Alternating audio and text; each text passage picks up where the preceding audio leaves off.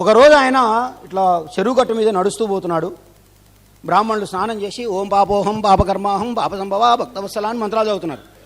సూర్య నమస్కారం చేస్తున్నారు. ఓం భూర్భువస్వః సవితుర్వరేణ్యం భర్గో దివస్ ధియో యోన ప్రచోదయాత్ చదువుతా ఉన్నాడు. మనోడు పోతే ఏం చేస్తారా అని అడిగిండు. అయ్యా స్వామి, సూర్యభగవానుడికి నీళ్లు సమర్పిస్తున్నాం, ఈ నీళ్లు ఆయన పాదాలు కడుగుతాయి అన్నారు. ఓహో అట్లా అన్నాడు, మంచి. ఆయన ఇక్కడి నుంచి కొంచెం దూరం వెళ్ళండు. ఆయన చెరువులోకి దిగి నీళ్ళు బయటకు గుప్పడం మొదలుపెట్టిండు దోశలతో. వీళ్ళు పైకి గుప్పుతారు కదా, ఈయన కిందకు గుప్పడం మొదలుపెట్టిండు. వాళ్ళు స్నానాలు ముగించుకొని వచ్చేటప్పుడు ఏం చేస్తున్నావు రా బాబు అని. మా ఊరు 70 కిలోమీటర్లు ఉందండి, నీళ్లు మా ఊళ్ళో చెరువు నిండిపోయింది, ఈ నీళ్లు గుప్పుతున్నాను, మా చెరువు నిండుతుంది, మాకు పొలాలు పండుతాయి అన్నాడు. వాళ్ళు నవ్వి, ఒరేయ్ నువ్వు గుప్పేది చేతులతో రా స్వామి, ఈ చేతులతో కాలువ అయ్యేది ఎప్పుడు, నీళ్ళు పోయేది ఎప్పుడు, చెరువు నిండేది ఎప్పుడు, నీ పొలం బారేది ఎప్పుడు రా. అప్పుడు ఆయన అన్నాడు, ఒరేయ్ 70 కిలోమీటర్ల దూరం ఉన్నదానికే నీళ్ళు పోనప్పుడు లక్షల కిలోమీటర్ల దూరంలో ఉన్న సూర్యుడి కాడికి ఎట్లా పోతాయి రా మీ నీళ్ళు అన్నాడు. రేషనాలిటీ, హేతుబద్ధత లేనటువంటిది ఏదైనా నిలబడదు ప్రపంచంలో, గుర్తుపెట్టుకోండి. రేషనాలిటీ ఉండాలి, నిలబడాలి, తర్కానికి నిలబడే సవాదం అయి ఉండాలి. అది పెరియార్ అన్నాడు, వెల్కమ్ టు సైమన్. మొత్తం పెద్ద ఎత్తున తీసుకున్నారు. అక్కడి నుంచి వాళ్ళు ఎక్కడ వెళ్ళారు? అప్పుడు హైదరాబాద్ లేదు, హైదరాబాద్ ఎందుకంటే బ్రిటిష్లో లేదు కదా, సపరేట్ దేశం ఇది. ఇక్కడ నుంచి కలకత్తా వెళ్ళారు. కలకత్తాలో కూడా నామాశూద్ర ఉద్యమం, Jogendranath Mandal first law minister of Pakistan ఎవరు? జోగీంద్రనాథ్ మండల్. నామాశూద్ర ఉద్యమం వెస్ట్ బెంగాల్లో, వాళ్ళు కూడా వెల్కమ్ టు సైమన్ అన్నారు. అక్కడి నుంచి ఢిల్లీ వెళ్ళారు, మొత్తం రాసుకున్నారు, ఇచ్చేసారు వాళ్ళు. వాడికి ఏం అక్కర్లేదు, వాడు రిపోర్ట్ రాస్తాడు అంతే. నేను చెప్పినాగా, ఎవడు చెప్పినా ఆగడు అంతే. వాడు రిపోర్ట్ రాశాడు. ఏం రాసిండు? భారతదేశంలో డిప్రెషన్ క్లాసెస్ అనే వాళ్ళు ఉన్నారు, వాళ్ళు వృత్తులు చేసుకుంటారు, కుండలు చేస్తారు, చెప్పులు చేస్తారు, రోడ్లు ఊడుస్తారు, తర్వాత బట్టలు ఉతుకుతారు. వీళ్ళంతా డిప్రెషన్ క్లాసెస్ ఉన్నారు, నిజమే. వీళ్ళకి రిజర్వేషన్లు ఇవ్వచ్చు, రిజర్వేషన్లు ఇవ్వచ్చు అని సైమన్ కమిషన్ రాసింది. గాంధీ అన్నాడు వాళ్ళకి రిజర్వేషన్లు ఇవ్వడానికి వీల్లేదు. ఎందుకు ఇవ్వద్దు? గాంధీ చెప్పిన సమాధానం తెలుసా? క్రిస్టియన్స్కి ఇచ్చారు అంటే వాళ్ళు వేరే మతం, సిక్కులకి ఇచ్చారు వాళ్ళది వేరే మతం, క్రిస్టియన్స్కి ఇచ్చారు వాళ్ళది వేరే మతం, పార్సీలకు ఇచ్చారు వాళ్ళది వేరే మతం, మరి వీళ్ళదే మతం అని అడిగాడు. ఎవరు? మోహన్ దాస్ కరమ్చంద్ గాంధీ. వీళ్ళదే మతం, వాళ్ళు కూడా హిందువులేనయ్యా, మా వాళ్ళే. కాబట్టి వాళ్ళకు సపరేట్ రిజర్వేషన్లు ఇస్తే నేను ఒప్పుకోను. మాలో భాగం కనుక మేము చూసుకుంటాం. ఏం చూసుకుంటావు? నీళ్ళు పోయవు. ఏం చూసుకుంటావు? బళ్ళోకి రానియవు. ఏం చూసుకుంటావు? గుళ్ళోకి రానియవు. ఏం చేసుకుంటావు? ఎవరైనా మీ అమ్మాయిలు మమ్మల్ని ప్రేమించినా, మేము మీ అమ్మాయిలను ప్రేమించినా మర్మావయాలు కోసేస్తావు. ఇదేగా నువ్వు చూసుకునేది. కాబట్టి వాళ్ళు హిందువులు కాదు, వాళ్ళు వేరే మతస్థులు కాదు, వాళ్ళు హిందువులే. కాబట్టి హిందువులకు మళ్ళీ ప్రత్యేకంగా ఎందుకండి, అవసరం లేదన్నాడు. అంబేద్కర్ ఏమన్నాడు తెలుసా? అది చమత్కారం. We are not Hindus. Mister Gandhi, నువ్వేం హిందువులం అంటున్నావు కదా, మేము హిందువులం కాదు, మాది వేరే మతం. మేము క్రిస్టియన్స్ కాదు, ముస్లింలం కాదు, సిక్కులం కాదు, భారత క్రైస్తవులం కాదు, పార్సీలం కాదు, నా హిందువులం కూడా కాదు. మేము ఈ దేశంలో ఎస్సీ ఎస్టీ బీసీలుగా పిలువబడేటటువంటి ఒక ప్రత్యేక వర్గం, the distinct elements of Indian national life. గాంధీకి సరిగ్గా కాలే. నువ్వు హిందువులు అంటున్నావు కదా, మేము హిందువులం కాదు. ఎందుకు కాదు అన్నాడు. హిందువులమేనా మేము? అవును, నేను కాదంటున్నాను. ఎందుకు కాదు? ఎందుకు కాదంటే నేను గుళ్ళోకి వస్తే నువ్వు రానియవు. ఓకే. రెండో పాయింట్, నీ దేవుడు వేరే, మా దేవుడు వేరే. నీ దేవుడు ఓం గంధ సమర్పయామి, ఓం వక్షస్థల సమర్పయామి, కటిశ సమర్పయామి, నూతన వస్త్ర సమర్పయామి, పుష్పఫలం సమర్పయామి, ఓం ఏకాశస్త్రతే విష్ణు పూజ ఫలపర సమర్పయామి స్వాహ. నీ దేవుడు స్వాహ. మా దేవుడు అట్లా కాదు. మా దేవుడు ఎక్కడ ఉంటాడు?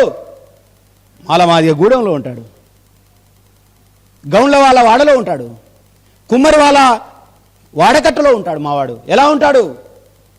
పోషమ్మ. ఎప్పుడన్నా మీరు మా పోషమ్మ దగ్గరికి వచ్చి నమస్కారం పెట్టిర్రా? మా పోచమ్మకి ఎప్పుడైనా మంత్రాలు చదివిర్రా? చదవనప్పుడు మరి మేము ఎట్లయితాం? మీరు ఆ దేవుడు, మాది ఈ దేవుడు. మీ మతానికి మా మతానికి సంబంధం లేదు. పోనీ మీరు పూజ ఎట్లా చేస్తారు? గంధం తీసుకుంటాడు. మీరు సత్యనారాయణ వ్రతం చేస్తే ఎవరికన్నా తెలుస్తుంది. గంధం తీసుకుంటాడు. నాభిగహ్వర సమర్పయామి, బొడ్డులో పూస్తాడు. వక్షస్థల సమర్పయామి, ఇక్కడ చెస్ట్కు పూస్తాడు. కటి సమర్పయామి, కంఠ సమర్పయామి, ఇక్కడ పూస్తాడు. కటి సమర్పయామి, నడుములోకి పూస్తాడు. ఫలభాగ సమర్పయామి, ఇక్కడ పూస్తాడు.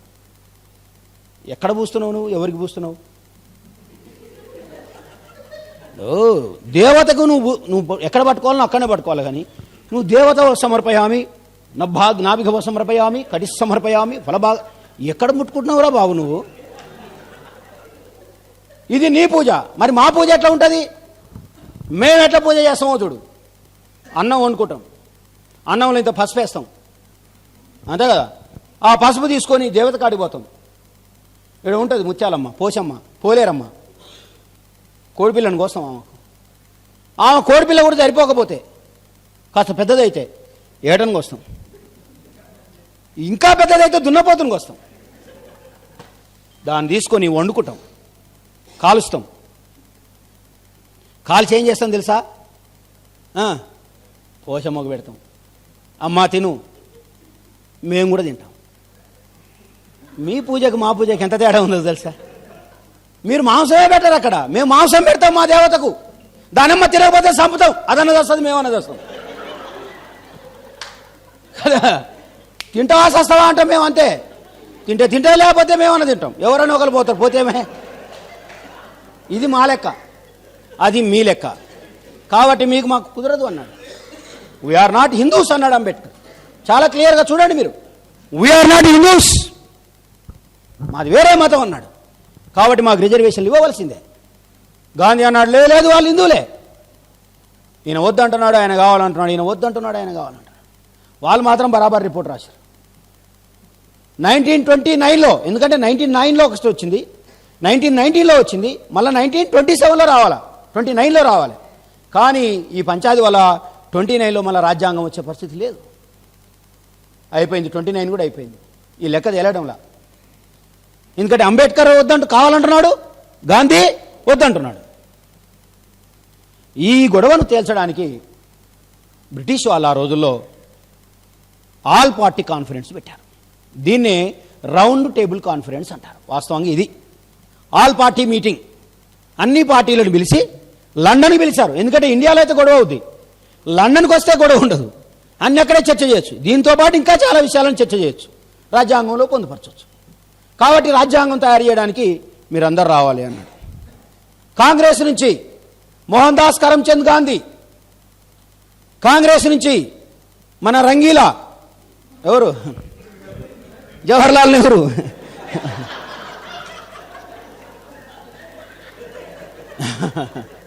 మన కాంగ్రెస్ నుంచి శ్రీమతి సరోజిని నాయుడు, ఓకే, విజయలక్ష్మి పండిట్, సర్దార్ వల్లభాయ్ పటేల్, వీళ్ళందరూ వేరు.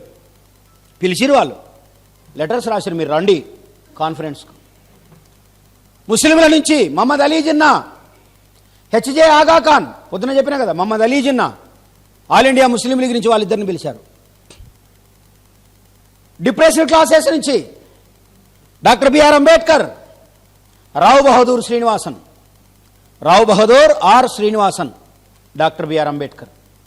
అర్ధరాత్రి డోర్ కొట్టి లేపితే ఈ పేర్లు మీకు రావాలి. ఎందుకంటే మీరు అనుభవిస్తున్న ఈ స్వేచ్ఛకు కారణం వీళ్ళే. అఫ్కోర్స్ క్రిస్టియన్ మిషనరీస్ మీకు బైబిల్ని చెప్పొచ్చు కాక, కానీ ఇప్పుడు బైబిల్ని చదువుకునే అధికారం మాత్రం వాళ్ళు మనకి ఇవ్వలేకపోయారు. అది ఇచ్చింది ఆనాడిచ్చిన పోరాటం, ఆనాడిచ్చిన స్ఫూర్తి, ఆనాడు జరిగినటువంటి యుద్ధమే. అప్పుడు కదా అంబేద్కర్ రావు బహదూర్ శ్రీనివాసన్ వెళ్ళాడు, రౌండ్ టేబుల్ కలిసి వెళ్ళాడు. అన్ని పార్టీల నుంచి పిలిచారు. ఇక కాంగ్రెస్ నుంచి ఎవరికి వచ్చింది పిలుపు? ఎంకే గాంధీ. గాంధీ నేను రానన్నాడు. ఎంత కుట్రో చూడండి. నేను మాటలతో చెప్పుడు కాదు, అది అనుభవిస్తే తెలుస్తుంది. నేను రాను అన్నాడు. ఎందుకు రావు? మీరు అంబేద్కర్ని పిలిచారు కాబట్టి నేను రాను. అసలు ఎవడన్నా వాదనేనా ఇది? వాదన ఎట్లా ఉండాలా? ఒక రీజనబుల్గా ఉండాలా, కాన్స్టిట్యూషనల్గా ఉండాలా, అవునా కదా? ఒక వాదన చేసినామంటే దానికి ఒక బేస్ ఉండాలి, ప్రాతిపదిక ఉండాలి. ఈయనకి ఏ ప్రాతిపదిక లేదు. అంబేద్కర్ని పిలిచారు కాబట్టి నేను రాను, ఇదే పాయింట్. అదేంది? అంబేద్కర్ ఎవరి ప్రతినిధి? అవును, ఆయన డిప్రెస్డ్ క్లాసెస్ ప్రతినిధి. డిప్రెస్డ్ క్లాసెస్ కూడా హిందువులే కాబట్టి వాళ్ళ ప్రతినిధి కూడా నేనే. కాబట్టి అంబేద్కర్ను డ్రాప్ చేస్తే నేను వస్తా. వాళ్ళు ఫస్ట్ అడిగి చూసారు. వీళ్ళ చెప్పినాగా బ్రిటిష్ వాళ్ళ పద్ధతి ఎట్లుంటుంది, అడుగుతారు. వినలేదు, చూడదు, నికాల్ తీసేసి నీ ఇష్టం అన్నారు. అంబేద్కర్ గారు వెళ్ళాడు. అందరు కూర్చున్నారు రౌండ్ టేబుల్ కాన్ఫరెన్స్లో. ఎంత తెలివికలోడు తెలుసు అంబేద్కర్. లీడర్షిప్ అంటే ఏందో తెలుసుకోండి. అక్కడ పోయి రిజర్వేషన్లు అడగలే ఆయన. జనరల్గా రిజర్వేషన్ అడుగుతారని అందరూ ఎక్స్పెక్ట్ చేశారు. ఆయన లేచి, బ్రిటిష్ వాళ్ళు మా దేశాన్ని సర్వనాశనం చేశారు, బ్రిటిష్ వాళ్ళు మమ్మల్ని దోచుకున్నారు, బ్రిటిష్ వాళ్ళ హయాంలో మా హక్కులు నాశనం అయిపోయాయి, కాబట్టి మీరు మా దేశానికి స్వాతంత్రం ఇవ్వాలని మొదలుపెట్టాడు. అసలు ఫస్ట్ బ్రిటిష్ వాళ్ళు కంగు తిన్నారు. ఇది అంటారు ఆయన. ఈయన ఏదో రిజర్వేషన్ అడుగుతారని కూడా ఏకంగా స్వాతంత్రానికి వచ్చింది మ్యాటర్ ప్లేట్ ప్రాయించిండు. ఆ రోజు మాట్లాడిన స్పీచ్ అంబేద్కర్ గారు, ఆహా, మొత్తం ప్రపంచం ఇస్తుపోయింది కదా. ఆయన ఒక్కొక్క దేశాల రాజ్యాంగాలు, సోషలిస్ట్ రాజ్యాంగాలు, డెమోక్రటిక్ రాజ్యాంగాలు, మతరాజ్యాలు మొత్తం విశ్లేషణ చేసి 135 దేశాల రాజ్యాంగాలు చదివాడు ఆయన. 135 దేశాల రాజ్యాంగాలు మొత్తం విశ్లేషణ చేసి ఆ రోజు ఆ రౌండ్ టేబుల్ కాన్ఫరెన్స్లో మాట్లాడుతుంటే ఒక్కొక్కడు ముక్కున వేలేసుకున్నాడు. బా, ఇతను కదా దేశభక్తుడు అంటే. దేశభక్తి అంటే ఇలా ఉండాలి. ఇప్పుడు మోడీకి కూడా తెలుసు దేశభక్తి అంటే. మోడీకి ఏం తెలుసు దేశభక్తి అంటే? లేచి జనగణమన అంటే దేశభక్తుడు అవుతాడట వాడు. గోమాంసం తినకపోతే దేశభక్తుడు అవుతాడట వాడు. జై శ్రీరామ్ అంటే దేశభక్తుడు అవుతాడు వాడు. రే, దేశభక్తి అంటే అది కాదురా. అంబేద్కర్ని చూసి నేర్చుకుంటారా మీరు బాబు. మొత్తం దేశంలో ఉన్న ప్రజల విముక్తి కోరుకునేవాడు దేశభక్తుడు అవుతాడు. ఒక దేశంలో ఒక ప్రజలు బాధపడాలని, పీడించబడాలని, ఒక దేశంలో ఉన్న ఒక భాగం, ఒక సెక్షన్ సర్వనాశనం కావాలని కోరుకునేవాడు దేశభక్తుడు కాడు. ఆ లెక్కన మనం అసలైన దేశభక్తులు. ప్రపంచమంతా, దేశమంతా సుభిక్షంగా ఉండాలని కోరుకుంటున్నాం.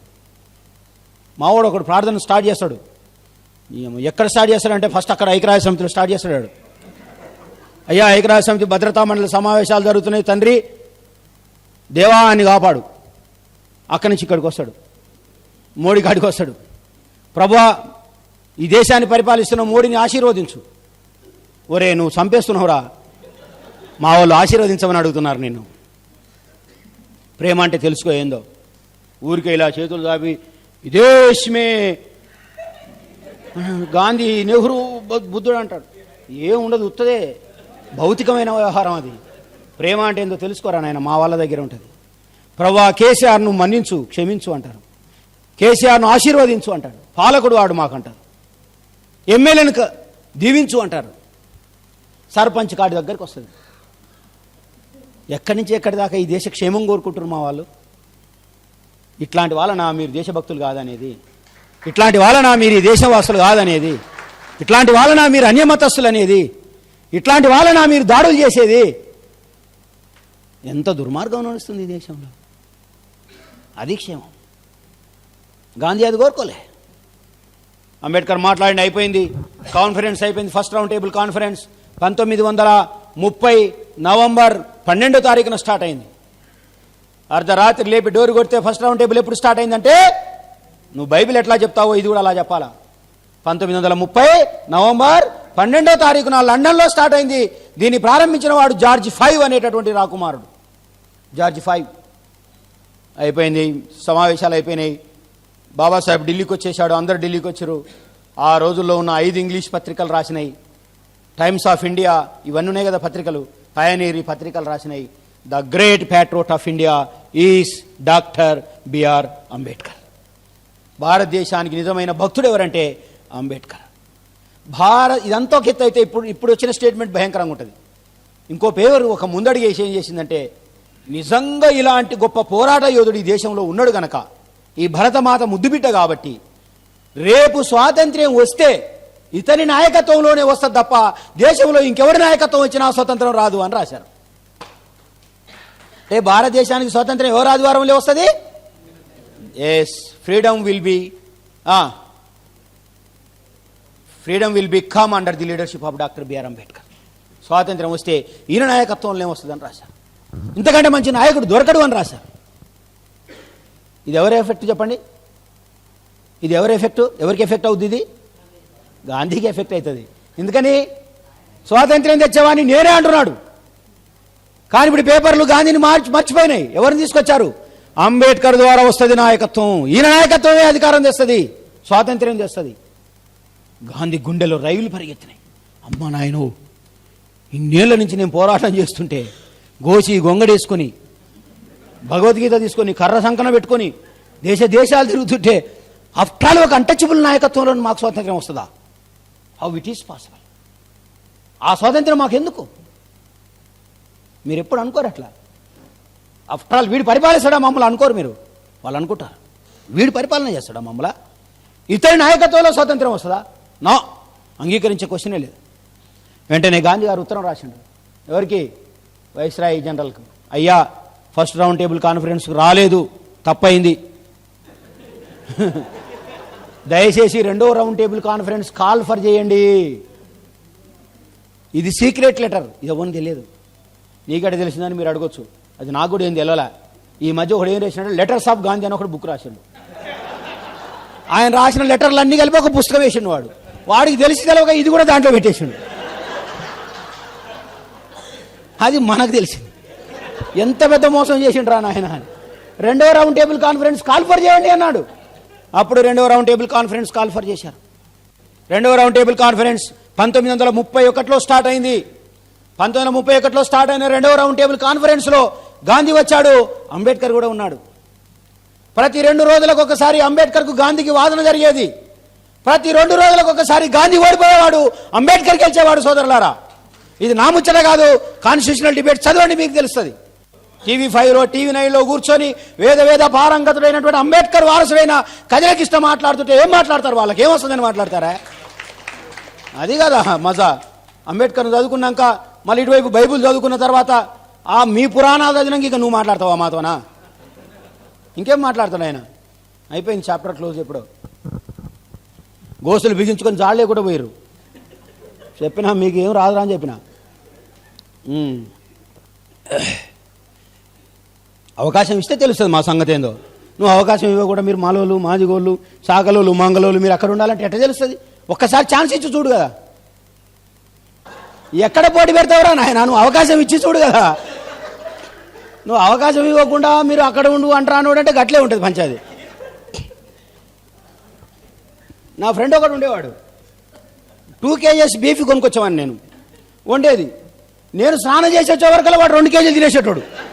ఓరి దుంపది, మరి నాకేమైందంటే మళ్ళీ కొనుక్కొచ్చుకో బావా అనేవాడు. ఎక్కడ మేము అనుకున్నాము, కాకపోతే మాకు అవకాశాలు రానివ్వలేదు మీరంతే. అన్టచబుల్స్ని చేశారు మమ్మల్ని. మిత్రులారా, అప్పుడు కదా రెండో రౌండ్ టేబుల్ కాన్ఫరెన్స్లో గాంధీ కూర్చున్నాడు, మాట్లాడుతున్నాడు. ఇప్పుడు అంబేద్కర్ గారికి టైం వచ్చింది. ఇప్పుడు ఏం మాట్లాడాలా?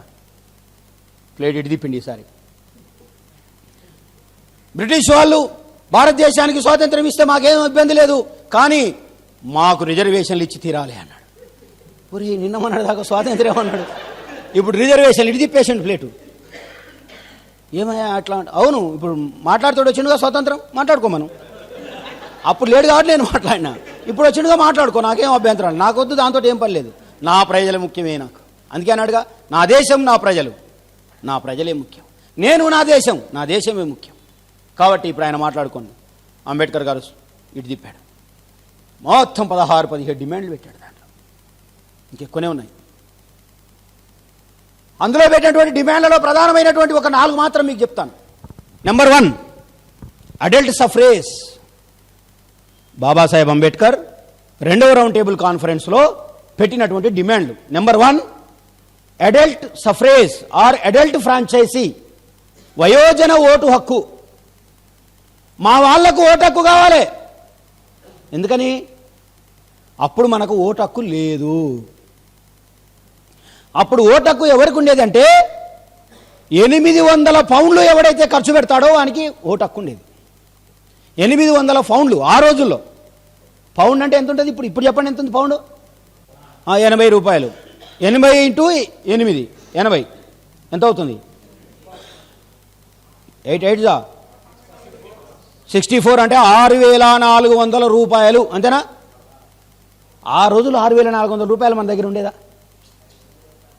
1 రూపీ ఉంటే ఎక్కువ, 1 రూపీ ఉంటే కింట బియ్యం వచ్చేదట. మన దగ్గర ఎక్కడ ఉన్నాయి? 31లో, 1931లో. అంటే మన వాళ్ళు ఎవ్వనికి ఓటు హక్కు లేదు, ఇన్క్లూడింగ్ అంబేద్కర్. అందుకే వాళ్ళకు మాత్రమే భూస్వాములు, పెత్తందారులు, రాయల్ ఫ్యామిలీసు, ముస్లిం రాయల్ ఫ్యామిలీస్, వీళ్ళకే ఓట్లు. మొత్తం కలిపితే దేశంలో నాకు తెలిసి ఒక 10,000 ఓట్లు ఉన్నాయో లేవో. ఇది పరిస్థితి. అట్లా కాదు, మా అందరికి ఓట్లు కావాలి అన్నాడు. ఎందుకని? మా వాళ్ళు ఓట్లు వేస్తారు. ఓట్లు వేస్తే మా వాళ్ళు ఎస్సీలు 15, ఎస్టీలు 7 22, బ్యాక్వర్డ్ క్లాస్ 42, 27 42 ఎంత? 69 అంటే 70 మంది మేము. 70% ఎటు పడితే అటే రాజ్యం. మేమే ముఖ్యమంత్రులు, మేమే ప్రధానమంత్రులు, మేమే ఎమ్మెల్యేలు, మేమే అని. ఇది అంబేద్కర్ గారు ఆశించారు. మెజారిటీ ప్రజల యొక్క అధికారం రావాలి అంటే, డెమోక్రటిక్ వాల్యూస్ డెవలప్మెంట్ కావాలి అంటే, the roots of equality, fraternity and Liberty కావాలి అంటే అందరికీ ఓటు ఉండాలి. ఓటు అంటే హక్కు, ఓటు అంటే తలకాయ, ఓటు అంటే ఆలోచన, ఓటు అంటే ప్రజాస్వామ్యం, ఓటు అంటే చక్రవర్తిని చేయడం, ఓటు అంటే హక్కులు సాధించుకోవడం. ఇవేం తెలియదు మన క్రైస్తవులకు. ఓట ఓడికోడికి వేసిరా పోరా అంటారు. ఈ ఓటు వేయడానికే బాబాసాహెబ్ అంబేద్కర్ తన జీవితాన్ని ధారపోశాడు. బాబాసాహెబ్తో పాటు కొన్ని 100 మంది ప్రాణాలు అర్పించారు. రౌండ్ టేబుల్ కాన్ఫరెన్స్ జరుగుతుంది. బాబాసాహెబ్ అంబేద్కర్కి ఒక టెలిగ్రామ్ వచ్చింది. ఏం టెలిగ్రామ్ వచ్చింది? Your son is died. నీ కొడుకు చనిపోయాడు. మీరేం చేసేవాళ్ళు? ఇది ఎక్కడన్నా పోని నాకెందుకు వచ్చినా కూడా నా కొడుకు చనిపోయినట్టని పరిగెత్తేవాళ్ళు. అంబేద్కర్ అన్నాడు, పూడ్చిపెట్టేయండి, పూడ్చిపెట్టేయండి. బాబాసాహెబ్ అంబేద్కర్కు చెప్పానుగా, 3 కొడుకులు, 1 కూతురు, 4 చనిపోయారు. ఎవరు చేస్తారు చెప్పండి ఇంత పెద్ద త్యాగం? నాకు తెలిసి ఈ ప్రపంచంలో ఎవడు చేయడు తన బిడ్డలను చంపుకునే పని. ఎలా చనిపోయారు తెలుసా వాళ్ళు? రక్తహీనత వల్ల, తిండి లేక. ఒక MA, PhD, LLB, బారెట్లా, డిలిట్, భారత కార్మిక శాఖ మంత్రి కొడుకు తిండి లేక చనిపోయాడు. తన ప్రజల కోసం, తన రాబోయే తరాల కోసం. అందరూ అడిగారు విలేకరులు, అయ్యో ఏంటయ్యా, ఆఖరికి నీ భార్య కూడా చనిపోయింది కదా, ఏంది నీ పోరాటం? అంబేద్కర్ అన్నాడు, సోదరులారా, నా పిల్లలు చావడమే మంచిది. బికాజ్ ఆఫ్ వాళ్లకు కేటాయించవలసిన సమయాన్ని నా జాతి ప్రజల విముక్తి కోసం కేటాయిస్తున్నాను. చావనియండి వాళ్ళని అన్నాడు. కడుపు తెరిచి కన్న ఏ తండ్రి అయినా ఈ ప్రశ్నకు సమాధానం చెప్తే, నేను అంటాను అంటే నేను వానికి సాష్టాంగ నమస్కారం చేస్తాను. ఎవరు లేరు నాకు తెలిసి. నా రాబోయే ప్రజలే ముఖ్యం నాకు. ఈ కుల విముక్తి జరగాల. ఈ కులం భయంకరమైంది. ఈ కులం ఉంటే అంటరానితనం ఉంటుంది. ఈ కులం ఉంటే అసమానత ఉంటుంది. ఈ కులం ఉంటే డిస్క్రిమినేషన్ ఉంటుంది. ఈ కులం ఉంటే ఇన్సల్ట్ ఉంటుంది. ఈ కులంలో ప్రజాస్వామ్యం ఉండదు. ఇది పోవాలి అంటే ఎవడో ఒకటి త్యాగం చేయాలి. ఆ సాక్రిఫికేషన్ నేను చేస్తాను. అందుకే తన సందేశాన్ని ఇస్తాడు, struggle and more struggle.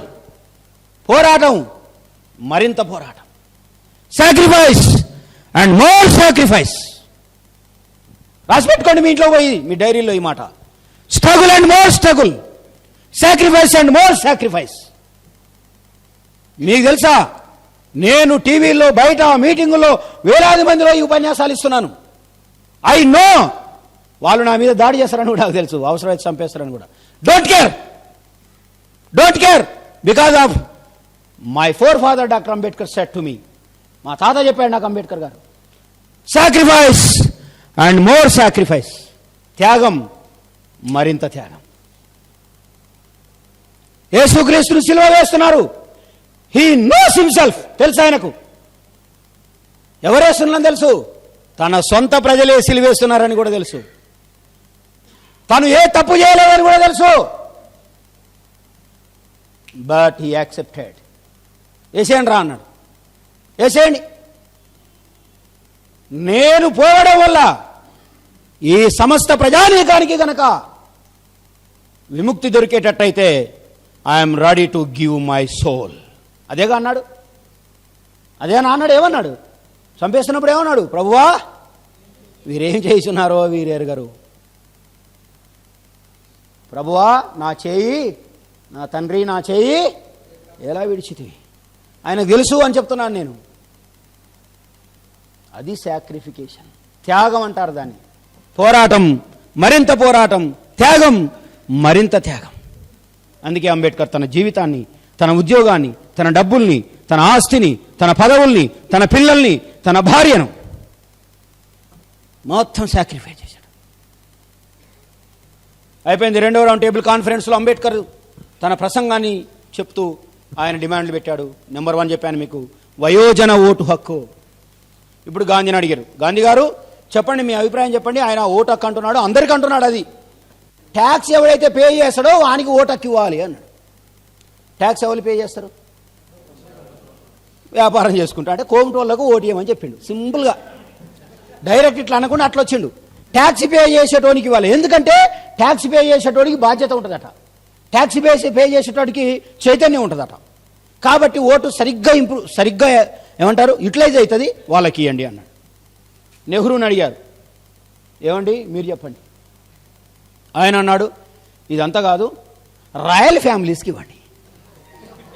Royal families అంటే ల్యాండ్ లార్డ్స్, 100 ఎకరాలు ఉన్నోనికి ఓటు ఉండాలి అన్నాడు. మన గుడిసెలే లేవా 100 ఎకరాలు ఎక్కడి నుంచి వస్తాయి చెప్పండి. అంటే పరోక్షంగా ఏం చెప్పిండు, ఎస్సీలకు, ఎస్టీలకు, బీసీలకు ఓట్లు వద్దు. వల్లభాయ్ పటేల్ని అడిగారు, చెప్పండి మీ అభిప్రాయం చెప్పండి. వల్లభాయ్ పటేల్ అన్నాడు, ట్యాక్స్ పేయర్స్ కాదు, రాయల్ ఫ్యామిలీ కాదు, ఎవడైతే డిగ్రీ పాస్ అవుతాడో వానికి ఓటక్కించారు. ఈ బళ్ళకే రానివర్రా మమ్మల దేవుడా అని మేము మొత్తుకుంటే వాడు డిగ్రీ పాస్ అయిన ఓటు కావాలంటాడు. అంటే అర్థమైంది, మళ్ళా పరోక్షంగా ఎస్సీ ఎస్టీ బీసీలకు ఓటు వద్దు. ఇప్పుడే డిగ్రీ పాస్ కాడు మనోడు ఇప్పుడే 10th పాస్ కాగానే ఇట్లా ఎగిరేస్తాడు గల్లవాడు. దశకం పాస్ అయితే వచ్చింది కాసు అంతన. దశకం అంటే 10, దశకం తీసుకుంటే అంటాం కదా 10. పొరపాటున 10th పాస్ అయితే ఇంటర్లో పక్కా గోయిందా రాసి పెట్టుకోండి. ఇంటర్ పోతుంది మనది పక్క. ఇంటర్ పాస్ అయ్యి సింగిల్ అటెంప్ట్లో మనోడు ఇంటర్ పాస్ అయినాడు, వాడు చాలా గోల్డ్ మెడల్ ఇవ్వదగిన వాడు, పక్కా ఇంటర్ పోతుంది.